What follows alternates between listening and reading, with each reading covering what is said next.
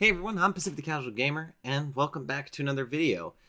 In this one, that's Rachel's tale. You want to say hi? Say hi. Okay. But today, we're going to talk about the basics of solo queuing, because I ran a poll and you guys said that you solo queued a lot. So I'm like, well, I'll share what I know about solo queuing. So, just to start, the very, very, very big thing you have to understand about solo queuing is you can't be toxic at all. 0%. Don't even try to micromanage. Don't even try to IGL. Don't try to do that unless you're... I could say the one exception is if someone asks you to, like, what do I do? Right? If someone... I've never had that happen to me in game chat before, but if someone does that, that is what you want to do. Then you give them your suggestions, okay? But don't be toxic because, look, if you're toxic, people aren't going to listen to you. You're going to get muted, and then any callouts you make are going to be useless. And they're just not going to want to deal with you, right? That means that your communication line's cut off, and you're more likely to get everyone pissed off, which means you're more likely to lose because everyone's pissed off. So don't be toxic in solo queue, ever. The next thing that I can tell you is when you pick an operator, you want to let everyone know what you're going to do, the very basics of it, okay? So complicated plans if you're solo queuing just don't work. But let's say, for instance, you pick a thermite. Which wall are you going to breach? You know, there's many different walls for every site. You're just going to be like, I'm going to breach this wall. You know, Thatcher. A great example is with Thatcher, actually, now I'm thinking about it, is you can just ask the thermite or the ace or the Habana, hey, where are you going to breach? You know, that way, not only do they know that you're open to communications, but you're showing that you're not going to be toxic, that you're trying to win, that you're trying to make a basic plan. And if that plan changes, go ahead and call that out. You know, you don't have to call every little thing out because there are some people in Siege that don't understand that a lot of things need to be called out and they get pissed off at you for doing that, you know? Another thing that I can recommend is stay away from the super hard support operators. So Montang is a great example. Clash is a great example. Although Clash is, you know, whatever. If you can solo queue, go for it. But Clash is a great example.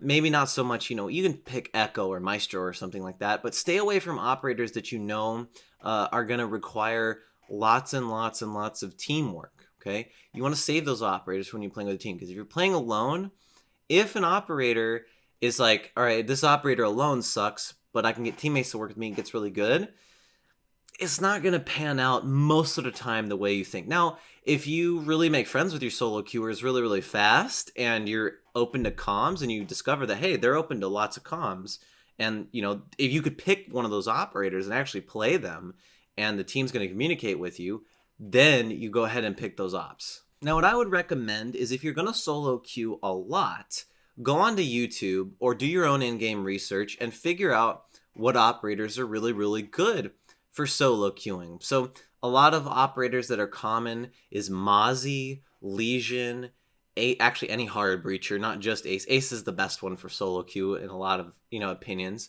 Zofia is a really good one. You know, Jaeger, even though, you know, we think Jaeger's toxic, I think Wamai is really good. You know, just pick those operators that, whether you look it up on YouTube, maybe your gut says it to you, that you know are easier, very solo queue friendly, okay? And especially, I want to bring up the point with Legion. Not only is Legion very solo queue friendly, or Wamai or Jaeger, but what you do is going to directly help your teammates out. Hearing a Legion mine going off is a lot easier than being like, hey, I'm going to be Montang, can you cover my back while I scout this out? No, it's just ping, oh, someone's on white, you know, someone's over in the garage, so, you know, you can hear the ping. That's a lot easier. When you're solo queuing, don't expect your teammates to do well. In fact, to keep yourself from being mad, expect all 4 of your teammates to do absolute trash, do horrible.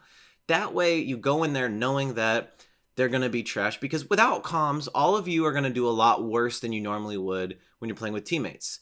So, of course you're going to do worse, but expect it to be extra worse because you don't know who you're going to get. Instead of hyping yourself up, being like, yeah, I'm in a lobby full of plats, you know, we're going to win. Be like, all right, look, the teammates are probably going to do trash, at least one of them, because there's always that one guy. Maybe it's you. And, you know, if they do something good, it's a bonus to you, right? And that goes a step further. Let's say you're the thermite and someone brings a Thatcher. don't expect Thatcher to go with you and immediately thatch the wall you go to, right? Because there's a million reasons why Thatcher wouldn't go with you. Maybe it's his first game on. Maybe he's drunk. Maybe he's stoned. Maybe he doesn't think the same way you do and actually went to a different wall because he thought you were going to get that wall instead. There's a lot of reasons why a teammate wouldn't make the perfect synergy in your head with you. Another big one is drone for yourself unless a teammate asks you to. If a teammate asks you to, go for it. Drone for him. You know, it's kind of like showing your teammate, hey, I'm on your side. I'm not going to yell at you. Unless, of course, it's the toxic teammate. But if no one's communicating, only drone for yourself and try to really save those drones, because those drones, a lot of people will say in solo queue, the 2 drones you have are going to be your best friends when it comes to entering and gathering intel, right? Because if you're in Xbox game chat, it's easier. But if you're on PC and you're one of those people like me that uses push to talk, every single call out that you make to your buddies in Discord is not going to pop up in game chat, right? Because I'm busy in a gunfight or something. I don't have time to push to talk button. So those drones are really going to be your best source of information, and you need to try to keep them alive and also use them to enhance whatever plan you're going for, whatever wall you're going to breach, wherever you're going to entry frag, whatever the case may be. Use those drones. This claws into my... Stop clawing my leg, honey. I know those are love claws. Okay? Ow. The last tip that I have for you when it comes to solo queue, and this is specifically for attack, is learn to use the hard breachers. Because I can tell you guys, the role that gets played the least, if you put 5 solo queuers into a lobby, the role that's going to get least played is a hard breacher. In fact, operators like Twitch and Thatcher get played more than hard breachers. It's not like a 1-to-1, there's always a Thatcher with a hard breacher. There's always a Twitch with the... No. It's... Some people will... Literally, I've seen this before.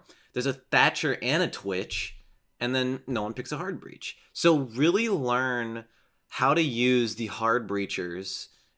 I don't care who it is. Somebody, so that you can get the wall open. Because I can tell you, when you solo queue, the biggest benefit on attack is opening up a wall, right? If you're playing 5-stack versus 5-stack, it's a little bit different because you have all your crosses, you're able to line up your shots, coordinate. But if you're solo queuing and you open a wall, that's going to be the thing where all your teammates know. You call out, this room is breached. They know there's another way. They know that, they don't have to keep fighting in this doorway and win their gunfight, right? You know that there's another way into sight, and it works, guys. I don't know what exactly it is when it comes to solo queue. I can tell you because, I'm usually the guy that brings the hard breach, but a lot of times if you put 5 solo queuers against 5 other solo queuers, as soon as a wall breaches, the attackers win. One of the hard walls that are really important.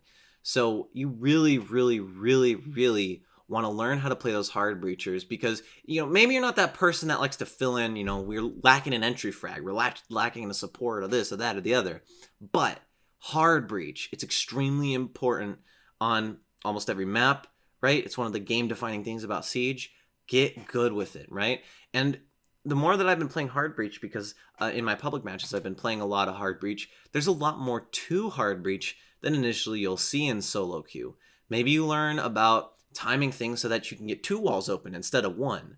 Maybe you really learn that droning in solo queue for yourself so that when you go back to playing with your 5-stack, you're able to already understand how to drone in certain areas without your drone getting shot early or finding the roamer hiding spots, right?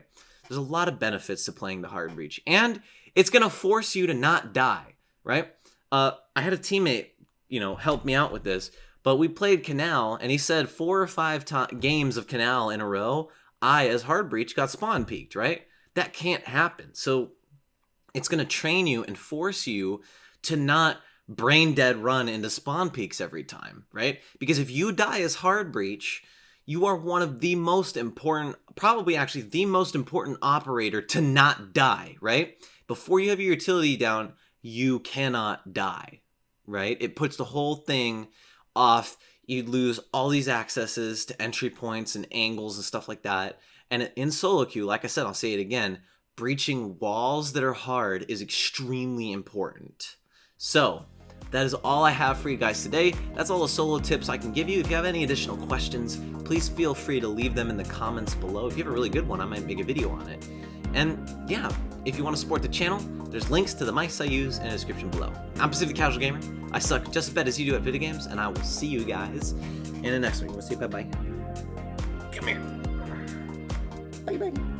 Say bye-bye. No. How about I pet you?